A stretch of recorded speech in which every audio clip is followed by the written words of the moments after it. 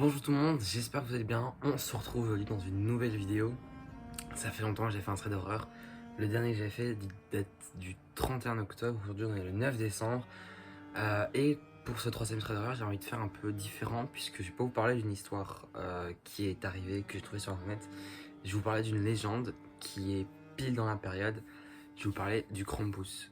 Alors le Krampus, c'est une créature mythique qui est apparue entre guillemets plus ou moins aux alentours du 18-19e siècle à l'occasion de Noël.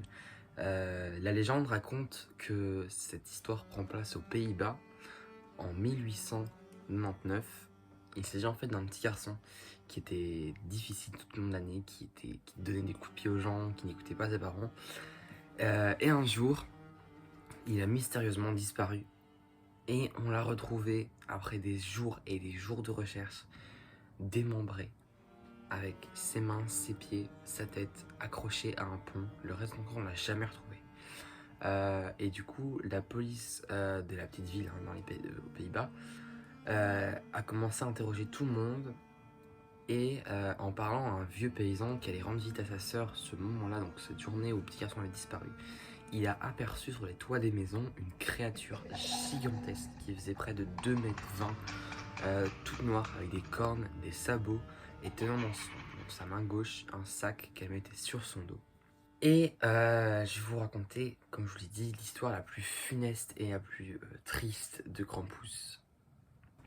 Tout commence en 1913, en pleine Seconde Guerre mondiale, pendant l'occupation allemande aux Pays-Bas. Un petit garçon du nom de Hans Evers, je sais pas comment ça se prononce, je vais l'écrire juste là. Hans Evers, donc je vais l'appeler Hans, est un petit garçon qui est très sage tout au long de l'année, qui travaille bien et qui un jour voit son père partir au front à la guerre puisque les Pays-Bas ont été occupés par la suite. Ils ont dû envoyer du renfort pour aider les autres pays. Hans se retrouve donc seul avec à la maison sa maman et sa petite sœur.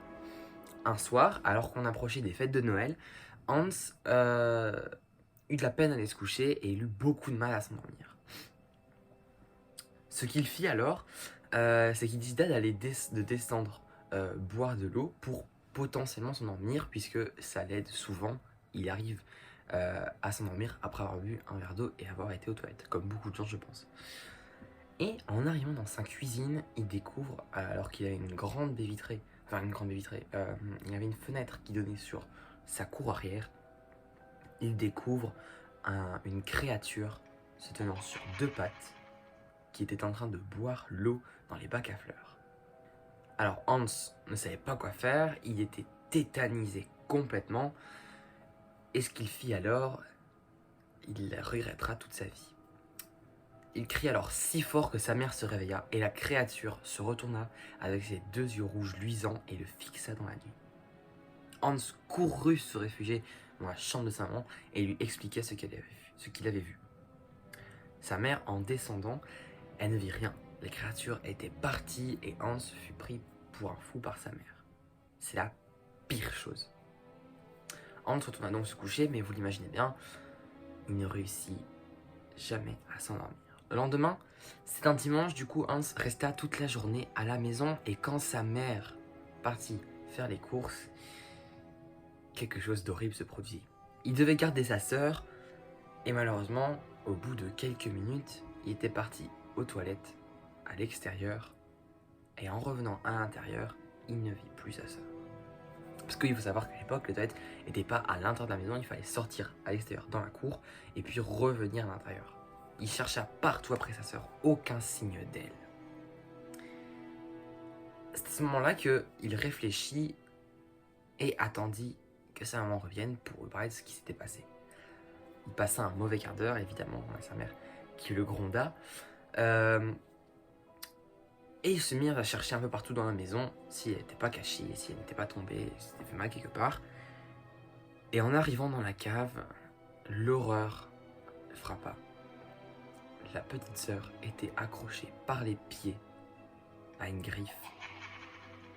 Le sang coulait de celle-ci, puisque son bras gauche avait été coupé et elle s'était vidée de son sang.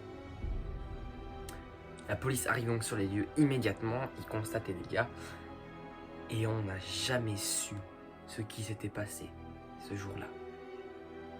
Alors Hans a grandi des années plus tard, il est allé habiter à Amsterdam, mais cette maison, elle existe toujours, et on repart désormais plus de 30 ans plus tard, en pleine occupation de la Seconde Guerre mondiale. Cette maison, elle était occupée par des personnes qui avaient fui, entre guillemets, leur ferme, qui avait été réquisitionnée par les nazis. Du coup, ils avaient essayé de trouver une place dans un petit village, puisque, entre-temps, le village était devenu une sorte de petite ville assez connue. J'ai pas retrouvé le nom, malheureusement. Si je le retrouve, je le mettrai là. Et du coup, ces personnes vont venir habiter dans cette maison et vont cacher des nazis pendant la Seconde Guerre mondiale, dans leur grenier, dans leur cave, etc. Un soir, alors que tout le monde était à la maison, les gens qui habitaient de base dînaient, les gens qui étaient logés, les juifs qui étaient logés ici, dînaient aussi. Et malheureusement, la Gestapo avait été mis au courant des agissements de cette famille et il vint pour tous les arrêter. Et malheureusement, le père fut abattu dans la maison. Du coup, cette maison était à nouveau vide, mais elle était remplie de telles mauvaises ondes que toutes les personnes ayant venu habiter ces maisons des années après l'ont fui au bout de 5 à 6 mois. Mais là, on va revenir à l'histoire du Krampus, et ce que je viens de dire maintenant, ça va vous aider encore plus. Puisque on retrouve cette histoire maintenant dans les années 80, dans les mêmes maisons toujours, puisque c'est une famille qui habite là désormais depuis 5 ans. On est le 6 décembre tout pile, et donc c'est la fête aux Pays-Bas, c'est une date très importante, puisqu'il s'agit de la Saint-Nicolas, la fête des enfants, et du coup tout le monde est en joie, tout le monde est content, etc. La famille rentre tard, puisqu'ils avaient visité leurs autres membres de la famille, hein, les grands-parents, bref, tout le monde. Du coup ils rentrent assez tard, et il est à peu près minuit quand ils vont se coucher. Le plus jeune garçon de la famille, qui s'appelait Johan, lui aussi a du mal à dormir. Il descend donc boire un verre d'eau et retrouva face à lui le Krampus qui le regardait. Sauf que cette fois-ci, le Krampus était à l'intérieur de la maison. Il hurla d'une telle force que tout le quartier fut réveillé. Ses parents, en descendant, ne le revirent jamais. On ne sait pas ce qui s'est passé ce jour-là. Mais une chose est sûre, soyez sages, car le Krampus est toujours derrière vous. Au revoir tout le monde.